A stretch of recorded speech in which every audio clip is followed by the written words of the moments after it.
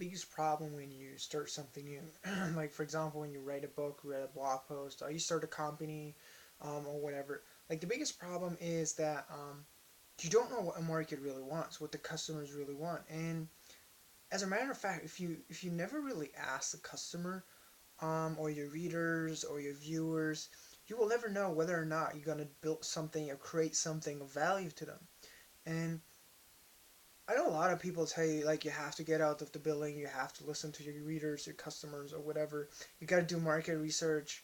Um, but as a matter of fact, it like it's easier said than done because what it really means is not you have to look up some numbers online, but you have to get in touch with people. You have to tell them what it's all about, and at the end of the day, you got to be willing to change your idea, like your additional idea. And that's the hardest part. This is so hard because when you start something, you believe in something, and you don't want to change it, right? You because you believe in it so much, and it sort of feels like when you change your idea that it's not yours anymore.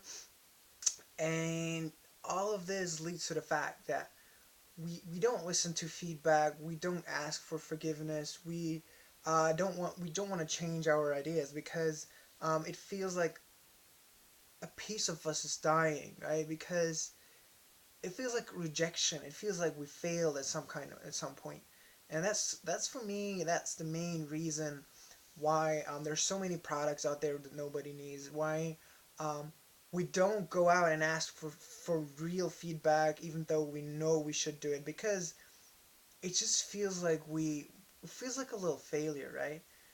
But as a matter of fact, like the only way and the best way to avoid it is um, to listen more and to talk a little bit less. And it starts already at your customer level.